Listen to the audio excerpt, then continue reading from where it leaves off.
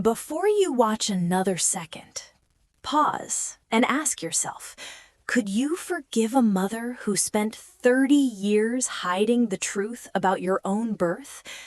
Because that's exactly what Sarah Chen had to decide, and what she discovered changed everything. It started with a phone call nobody expected. March 14th, 2019. Sarah was 32 years old, a dental hygienist in Portland, Oregon, living what she thought was an ordinary life. Stable job, small apartment, one cat named Professor. The kind of quiet existence that doesn't make headlines. The voice on the other end belonged to a woman named Dorothy Halloway, 74 years old, retired librarian from a town Sarah had never heard of, Millbrook, New York. Dorothy wasn't family, wasn't a friend. She was a stranger who spoke 5 words that would unravel 3 decades of lies. Sarah's hands went numb. Her real mother, Margaret Chen, was alive and well in Sacramento, or so she'd been told her entire life. The woman who raised her, the woman who packed her lunches and taught her to drive and cried at her high school graduation. That woman. But Dorothy wasn't finished. She had documents, dates, names Sarah had never heard before, and she had something else. An address for a woman named Evelyn Voss, living in assisted care 2 hours north of Portland. A woman who, according to Dorothy, had given birth to Sarah in a private clinic in 1987. A woman who had never stopped looking for her. That silence, 30 seconds of it, became the dividing line in Sarah's life. Everything before was childhood. Everything after was archaeology, digging through layers of performance, through birthday parties and bedtime stories, searching for what was real. Here's what Sarah eventually learned.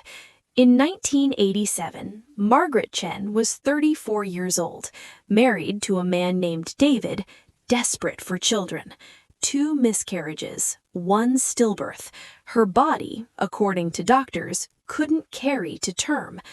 Adoption waitlists stretched 5 years minimum.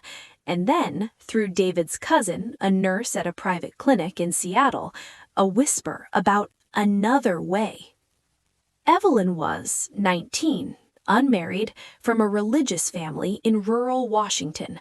By the time she understood she was pregnant, she was 4 months along. Abortion wasn't an option she could access.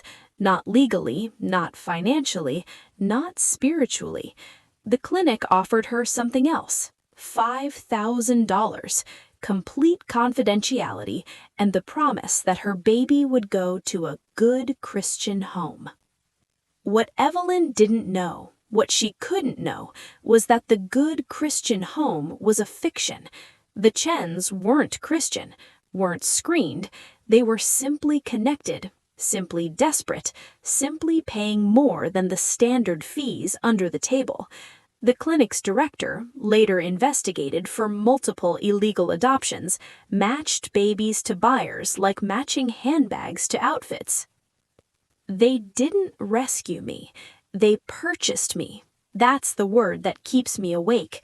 Margaret used it once, accidentally, during our final conversation. We paid so much for you. She meant the emotional cost, the years of trying. But that's not how it came out. 2 mothers, 32 years, 1 daughter caught between invented histories. Sarah made a choice that would break most people. She decided to meet them both, separately, without either knowing about the other. What she learned wasn't simple, wasn't clean, wasn't the story of good versus evil that mystery narratives usually serve. Margaret first, the woman who raised her. Sarah drove to Sacramento without calling ahead, something she'd never done. Found her mother in the garden, pruning roses, wearing the same gloves she used since Sarah was 10. The conversation that followed lasted 4 hours. Margaret talked. For once in her life, she talked without performance. "I was supposed to tell you. That was the agreement when you turned 18. But you were happy. You were mine. And I thought, if I say the words, if I make it real, she could come back. She could take you."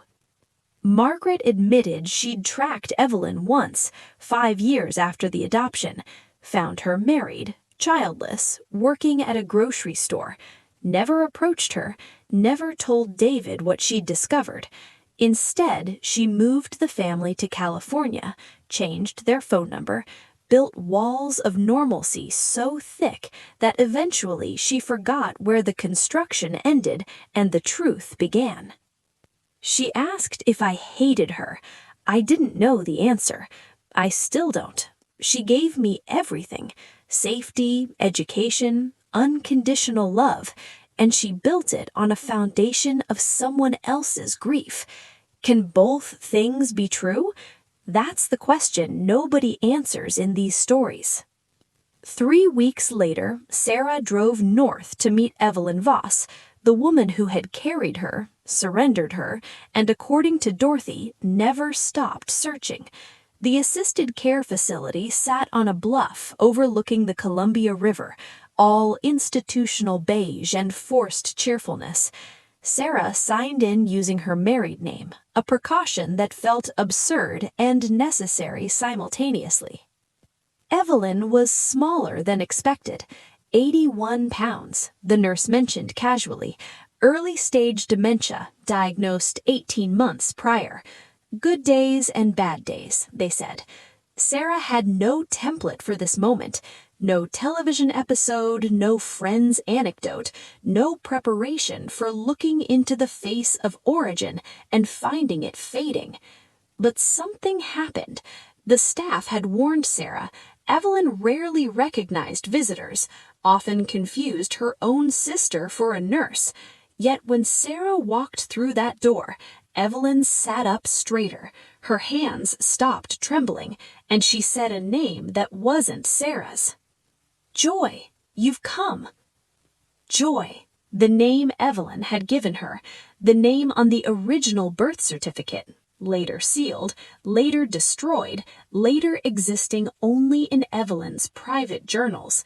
Margaret had renamed her Sarah within hours of taking her home. Another erasure, another translation of reality into something more acceptable. She knew me. I don't know how. Maybe something in my walk, my hands, the shape of my face. We talked for 2 hours. She talked mostly about the pregnancy, the clinic, the woman who promised her baby would be loved by good people. She never said sold. Even now, she can't say it. That word belongs to me, not to her. What Sarah discovered in the weeks following that first meeting would reshape everything she understood about persistence, about grief, about the particular loneliness of a secret kept alone. Evelyn documented everything. Not for legal action, she had no standing, no proof, no resources for that battle.